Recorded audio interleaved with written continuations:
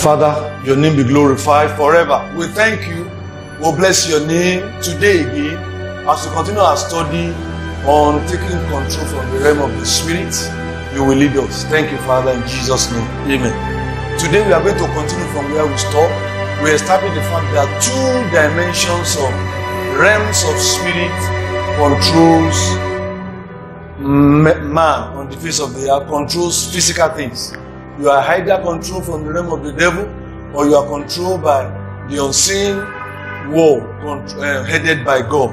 And today we are going to go further. We want to hammer much on putting our spirit to work. What do I call it? Putting our spirit man to work.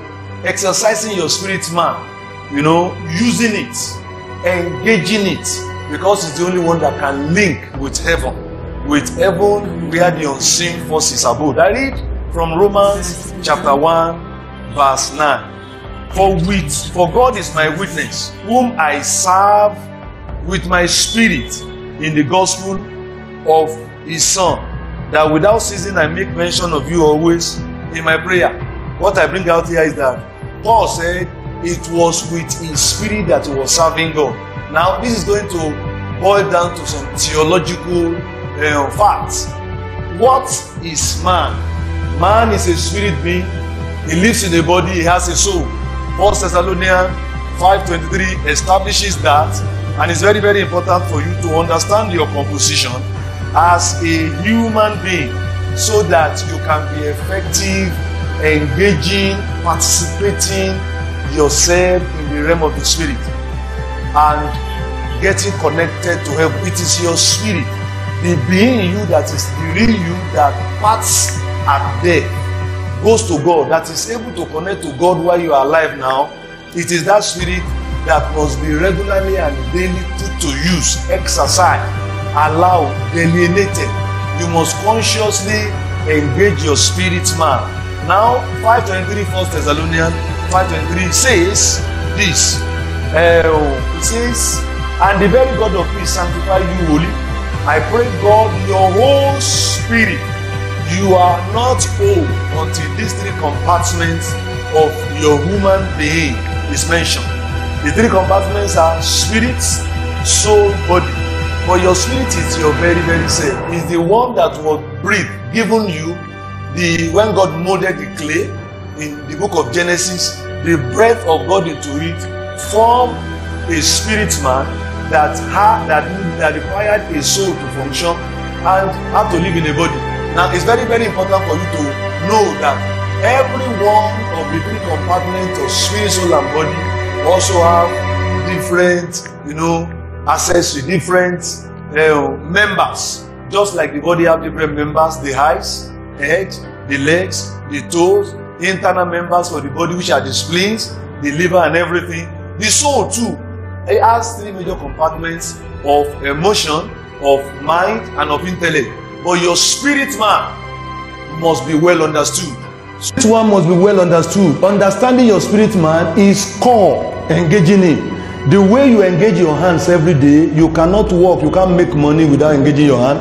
Nobody will tell you about your legs, engaging it and using it, because it is very, very central to locomotion, to transportation, to movement and changing direction. The same way, it must be very real that a spirit abides in you, and that spirit has three functional parts. One, it is the intuition. That intuition is the one that links to God, that links to the realm of the spirit, and it can be abused and be very responsive to the unseen spirit headed by the devil, God forbid. But functionally, a redeemed believer must have his intuition well connected to God so that he can submit himself to control and to receiving control from God that is able to make positive changes, authority, happiness and life to abound from him here. The second compartment of your spirit man is your conscience. Everybody knows what conscience is. That gauge that tells you it is bad when you have wrong. That gauge, that thing that puts a weight on you when you have done it badly. That one that is very, very morally sensitive to right and wrong. And the last one is volition, that's able to, by which you are able to decide, that which you are able to make decisions, by which you are able to say, I give my life to Christ, I don't give my life to Christ, I propose to do this. It's a department for result, but your spirit is very real. It is arranged by God that your spirit should take a lead, so that the soul, the body is going to follow. Don't forget, the soul is the compartment of the mind by which you process thought, by which you reason, by which you study. Is the department of intellect, but your spirit man must be well understood. By it you contact the realm of the spirit. Now let's establish that further, the fact that it is the spirit man that is used in spiritual things that is able to connect to God in the realm of the spirit and submit to his leadership, so that you can make joy available for yourself as it's come from God, make peace available to yourself as it's come from God, so that whenever that person is crying, the resources of God are available from the unseen realm of God directly to the intuition part of your spirit, so that you cry success, you cry joy, you cry peace, good health, life, so that connecting to God, it dominates and makes you to have a control here.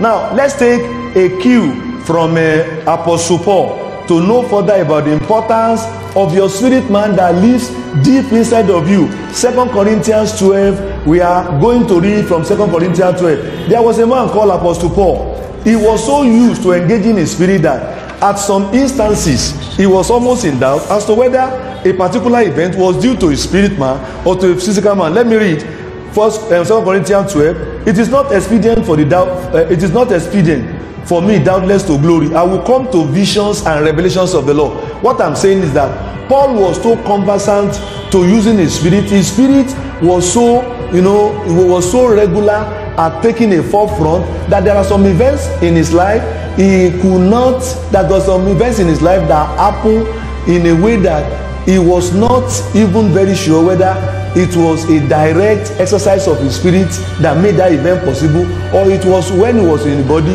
or in the soul. And that shows that he was regularly a man functioning in spirit, exercising his spirit, putting his spirit to function, so that some normal things of life that an average physical man will even call a physical action, he was not able to be sure whether it was a physical action or it was a spiritual action. Now listen to it, verse 2. I know a man in Christ about 14 years ago, whether in the body, he was not sure whether in the body, he was talking about himself, he wasn't sure whether in the body. There were experiences of my life in the past when I would just suddenly remember that I was talking with somebody a few years past. Oh, about 10 days ago I was talking with somebody. Was it in the body? Was it in the flesh? Was it in the soul? That experiences will normally occur to somebody whose spirit is regularly exercised, somebody always in the spirit. Sometimes the events of the past, you will not be sure whether it was that one that was done in the flesh, that was done in your body, done by your mind, and done by your spirit. So Paul was regularly exercising the spirit. He said, whether in the body, I cannot tell. Whether out of the body, I cannot tell. God knoweth. Such one caught up to the third devil. He was caught up to the third devil. He could not know whether it was a mere thought from soul alone or was from his spirit. And verse 3 say, I knew such a man, whether in the body or out of the body, I cannot tell. God know how that he was caught up into paradise and had unspeakable words, which it is not lawful for a man to utter. It was a regular practice of Paul. A word that was not lawful for a man to utter. Said Paul, I had a travel into the realm of the spirit, but I could not be very, very sure. It means that he was regularly functioning in his spirit. His spirit was regularly undergoing travel. His spirit was, he was a man that was experiencing ecstasy in the realm of the spirit. He was a man constantly living inwardly, constantly ruled, constantly exercising, putting his spirit to function. Hence, he says, he was caught up into the paradise. He had unspeakable words, not lawful for a man to utter. Of such a one will I not glory, yet of myself I will glory, but in my infirmity. So 2 Corinthians 12, 2 to 4 buttresses the constancy of Paul using his spirit to link up to God. Hence, he has a lot of dominion, control over demons, over ill health, over sicknesses, over sins. And one thing about it, when you function your spirit, is that you receive revelation. You are able to make useful results. You are able to receive inspiration from God. You receive innovation from God. You become resourceful. One of the reasons why a man that is very spiritual will never be dull is because his intuition part, the intuition part of his spirit man is connected to God. The man functions in spirit regularly. So there is a regular experience of inspiration, regular experience of inspiration, of taking from God, of resourcefulness, so that his life is never dull. His life is never such that he doesn't know what to do. So it is important for us, and I want us to follow one after the other, so that we can begin to understand how we can function our human spirit. You have to learn to live inward. Somebody said, you live like this. You live from your belly upward. And it says when you are beginning to walk by sense knowledge, it means you are living from sense down. You reason first, you think first, before you now take it to God. And in such, the devil have an access to such a person. That is how to be ruled by intellect, ruled by sense knowledge, and it can suffer a mind law. Let's read Romans 8 verse 12 and establish an instruction we were told. There was an advice, there was a kind of a law in this Romans 8:12. Therefore, brethren, we are debtors not to the flesh, to live after the flesh. And I read it from the Message Bible, Romans 8:12. And it's important for us. There is a debt we must pay every day of our life. We must pay a debt. You know, every morning when we wake up, we have to bath. There is a debt we pay to our body. We bath our body. We wash our teeth. We pay the debt of cleaning our face. We pay the debt of, in the morning, juggling around to keep our bones and our flesh very strong. But there is a debt we also must pay to our spirit. There is something we must regularly do. He said we are debtors. We are primarily and physically debtors. We owe our spirit things to do. If your spirit must come alive, if your spirit must be regularly exercised, there are things you must do to it regularly. That's what Romans 8:12 is saying. And I'm reading from New Message. You know what he says? He said, don't you see that they don't hold this old do-it-yourself life? One red cent. We don't owe it any cover. That's what he wants to say. We don't owe it any cent. But what? There is nothing in it for us. Nothing in this flesh for us. Nothing at all. The best thing to do is give it a decent burial. We are to bury this body as far as spiritual concept is concerned. And you will get on with your new life. God, Spirit, beckon. So we are debtors to exercise our spirit man, to engage it, to make it functional, to listen to our spirit, have our ears inwardly inclined. We live from inward to outward. With a lot of virtues there exist, and the Lord is going to be showing us that. Inwardly require that we be responsible. We take responsibility of our daily living. There is a duty you must do. Proverbs 4:23 says, Proverbs 4:23 says, keep thy heart with all diligence. It takes duty, requires duty from you to keep your heart with all diligence, consistent effort. Out of it are the issues of life. Let me read it from the Message Bible. It says, keep vigilant watch over your heart. I'm talking about your heart. The deepest part of you is not talking of your mind now. It's not talking of your body now. It's talking of your heart, which I've said has intuition part with which you link up to God. That Romans 1:9 was saying that with my heart I worship God. With my intuition I worship God. That was what Paul was saying in Romans 1:9. So Message Bible says, keep vigilant watch over that intuition part of yourself, over that deepest part of you, which is your heart, which is your spirit man. He said that is where life starts.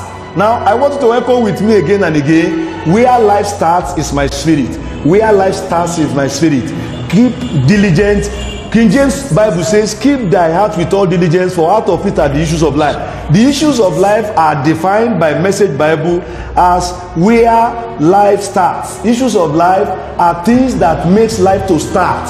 They spring forth to life. What starts off success, the foundation to success, the takeoff to breakthrough, the takeoff to direction, the takeoff to shining. Some things must first occur inside of you before you can have control over diseases, infirmities, wrongs. Why people are running scatter, you are confident, you take source from God, you take solace from God, you are developing regularly. There is a character and features, you know, and energy and strength from within a man that is the foundation to begin life for every day, begin life for business, begin life, begin development, begin growth, begin advances, exploit for everything. But the duty for a man is to make sure the intuition part of his spirit man is function, engaged, used effectively and regularly. Now let me give you an analogy from 1 Samuel chapter 17, when David had to confront Goliath. Now, to make your spirit man to be very real, let me tell you something. Do you know that some of us, we feed our body so fatly? We are not taking responsibility over our spirit, but our body much more. Somebody who feeds his body much more, like a lady now. You can see some ladies, they can spend hours painting their eyes, painting their legs. Some people do a lot of job and a lot of head calculation to sew a befitting cloth, do their hairdo, work on the type of shoe that they buy. And you can see a girl, you know, even though she sleeps about 8 hours in a day, the 16 hours left, you spend about 10 hours, you know, calculating on her hairdo, the type of clothes she's going to wear, the type of odor and scent that is going to put on hand so that she can be attractive. There's nothing wrong in taking care of your body. And there are some people, they don't even take care of their body, they take care of their intellect, their mind. They do a lot to read, they get degrees, they very knowledgeable, they want to know the latest. They stay with television, studied politics and the latest thing in America, in Russia. They develop their intellect. But much more, God wants us to develop our spirit man. When you develop your spirit man, I will come with an analogy of David and Goliath so that we can understand very much in the name of Jesus. Taking responsibility in developing your spirit is very important. The analogy of David and Goliath is very relevant here. Look at Goliath, you know, multiples of a giant, taller than David, in multiple fold, you know, bearing sophisticated weapons. Everything about him was in giant size, the weapon giant size, everything. And David was looking very, very skinny. And you see, this analogy of David and Goliath is very important. When a man is not taking responsibility at feeding his spirit man, if he were to be opportune to see his spirit man, maybe a very huge man, is that particular believer who has not been taking care of his spirit, a man of 6 feet tall, a man of about 90 kilograms by weight, and one day is just opportune by God to be able to see his spirit man walking at him, and the spirit man looks so skinny, so scanty, so skeletal, and God says that's your spirit man. It's because the man has not been feeding that spirit man. What that means is that somebody can be very huge and giant, a Christian, but he has been developing his body more than he's developing his spirit. And if he has the opportunity of seeing his spirit man coming out and walking towards him in an opposite, walking towards him, and he looks so skinny, so unscared, so famished, so lopsided and so thin, and that man that is very huge wants to run away from that person, and God says that is your spirit man, because you are not feeding him with the word of God, you are not feeding him in the presence of God, in prayer, in fasting, by confession, by taking meditation in the word of God. Your spirit man becomes so lean, even so you are so big. So your spirit man becomes David skinny, and your outward man becomes so big. It ought not to be so, because when you go to sleep as a big-bodied man and there is a terror coming to you during dream, it is your spirit man that will represent you. Even though you will have been a good fighter and a good defender of yourself in the physical world, but at dream, when somebody comes with a cutlass and is chasing you, run away, because there is no energy in your spirit, no word of God in your spirit man, no power of God in your spirit man, no virtue, no strength, no revelation, no equipment, no weapons of warfare. Your spirit becomes one that suffered defeat over and over again. Many of us are experiencing that. Our debt is to feed our spirit man so that it becomes a giant. Is regularly engaging God and the angels of God in the realm of the spirit, so that he's able to take hold and connect in the realm of God and dominate things in the affairs here. It is very important for you to understand this. And if from today you have never been having victory in this dimension, you have been such that have been victim of feeding your flesh at the expense of your spirit, and masquerade and terrible dreams and different kinds of defeats of life has been making your life their own abode, their own address. I command that the deliverance of God come upon your life. I command that a new revelation come upon you today, so that you begin to recognize your duty, your responsibility to feed and develop your spirit man. Hebrews 4:12 says, the word of God by which you can divide, between, the bone marrow and, you can be able to divide. That is capable of dividing between flesh and spirit.